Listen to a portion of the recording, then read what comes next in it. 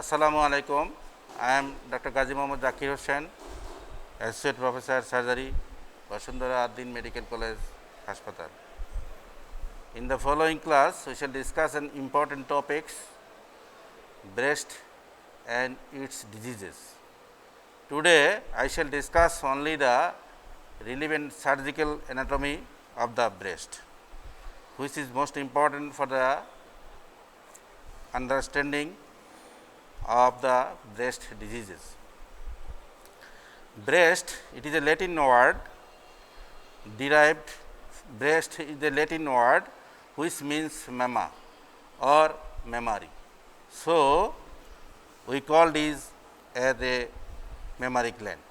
Mammary gland consists of glandular tissue, fat and connective tissue elements that surrounds the organ and support the organ.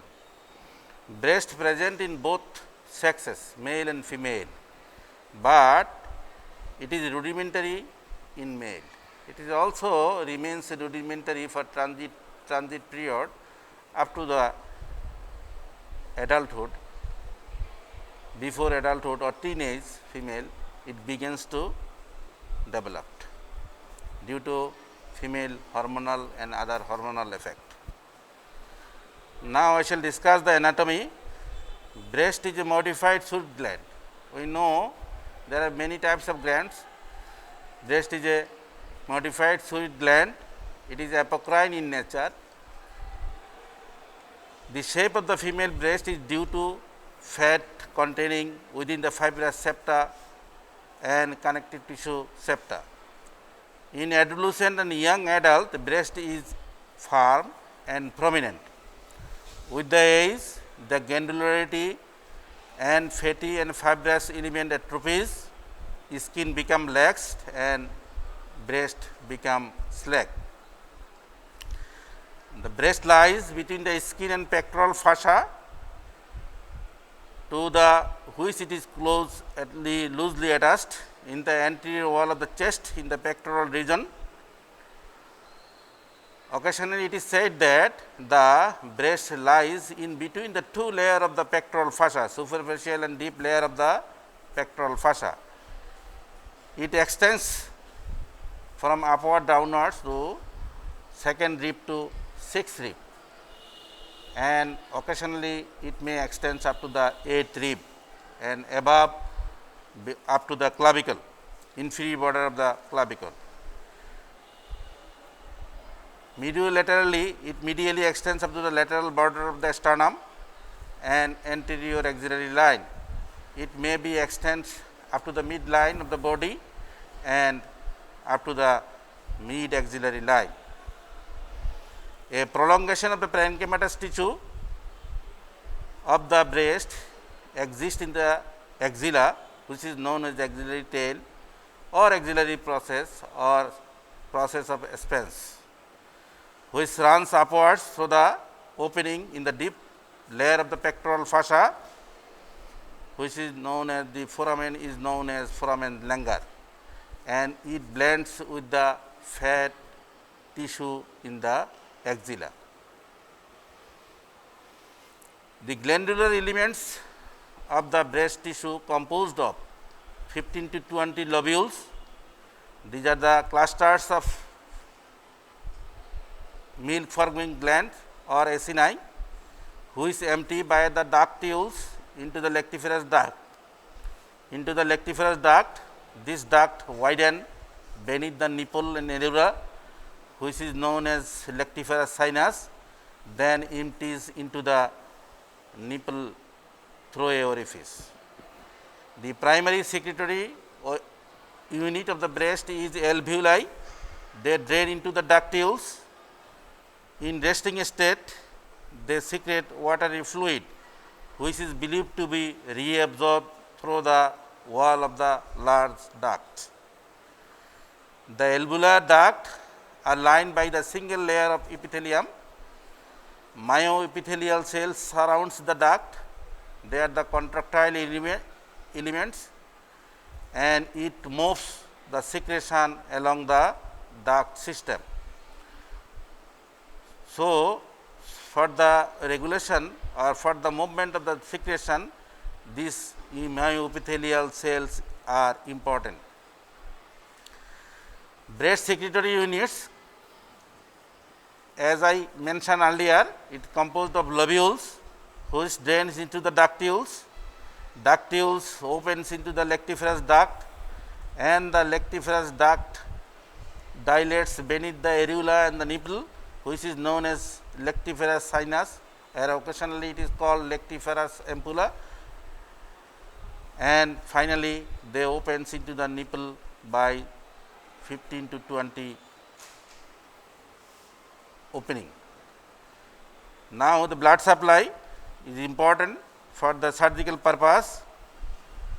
The arterial supply in the lateral side, it is comes from the branches of the lateral thoracic artery and the perforated branch of the intercostal arteries. In the medial side, perforated branch from the internal mammary artery, and vein drains the venous drainage follows the arteries. Occasionally, thoracoacromiothoracic subscapular artery also supply the breast. Now, the lymphatic drainage. The lymphatics of the breast is profuse and run within the substance of the breast. Medially, they drain into the internal mammary lymph nodes, and laterally the nodes follow the lateral thoracic vessels in the pectoral group, subscapular vessels, subscapular group, and from these nodes they passes upwards through the central and apical axillary lymph node, then into the subclavian trunk. Few lymphatics pierces the pectoral fascia and enters into the thoracic cavity or chest cavity. The understanding in the lymphatic drainage of the breast are important because of the cancer carcinoma of the breast. They mainly spread through the lymphatic drainage. During surgery, we have to go for lymphovascular clearance. So, understanding the lymphatic drainage is important in case of carcinoma breast. Regarding level of lymph node involvement, we divide the lymph nodes into 3 levels. Level 1, below and lateral to the pectoralis minor muscle. The lymph node lies below and lateral to the pectoralis minor muscle is known as level 1, and behind or beneath the pectoralis minor muscle is level 2, and above and medial to the pectoralis minor muscle lymph node situated, then it is known as level 3. Now, hormone affecting the development of the breast. All of you know those that the luteinizing hormone releasing hormone secreted from the hypothalamus, it acts on the pituitary gland and that produce prolactin and growth hormone that acts on the breast. Follicular stimulating hormone and luteinizing hormone also secretes from the hypothalamus and stimulates the work on the ovary, and that acts produces estrogen and progesterone that regularly in the monthly cycle work on the breast. Another hormone, adrenocorticotropic hormone, that acts on the adrenal gland, produces androgen and progesterone that produces estrogens, and this acts on the breast. There are several hormones, those are working in the breast for its development and for the maintenance. Following class, we shall discuss about the benign diseases of the breast. In introduction, we can say that breast may be affected by the both benign and malignant diseases. Benign breast condition are common than the malignancy. It accounts for the 80% of the clinical presentation relating to the breast diseases. Now, the congenital and developmental abnormalities of the breast. Normal location of the breast in the pectoral area, that is the anterior chest wall, but breast tissue with or without nipple or just nipple or areola alone may be present in the milk line. All of we know that the milk line from the development of the breast. Milk line is a ectodermal thickening appearing at the 6th week of gestation, running from the axilla to the midpoint of the inguinal ligament of the same side. This milk line, this is the ectodermal condensation or ectodermal thickening, extends from the axilla and the groin. Along this line, accessory breast tissue nipple may be found. Regarding developmental anomalies, there may produce hamastia. Hamastia, a rare condition where growth of the breast tissue, areola or nipple does not occur. Hamastia, no breast tissue, no nipple, no areola. It may be unilateral or it may be bilateral.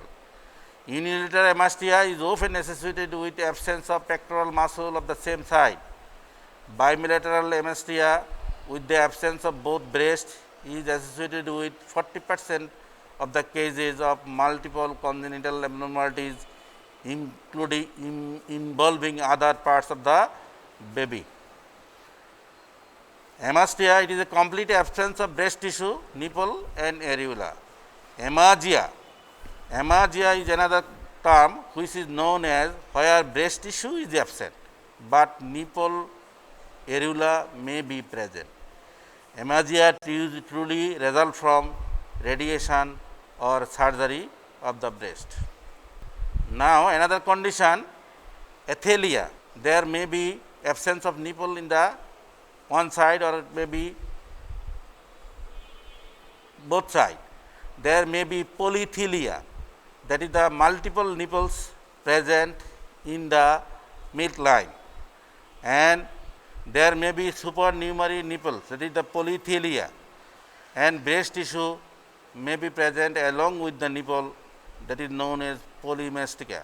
It is quite uncommon.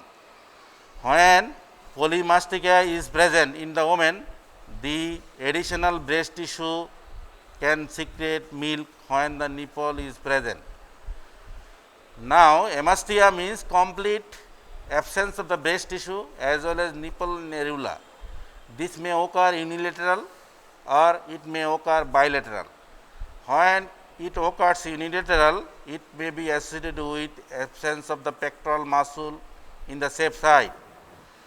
When it is bilateral, that may be associated with multiple other congenital abnormalities. So, the baby should be examined or investigated for the diagnosis of other abnormality. That is all from the developmental abnormality of the breast and congenital abnormality of the breast. Thank you all. Assalamu alaikum.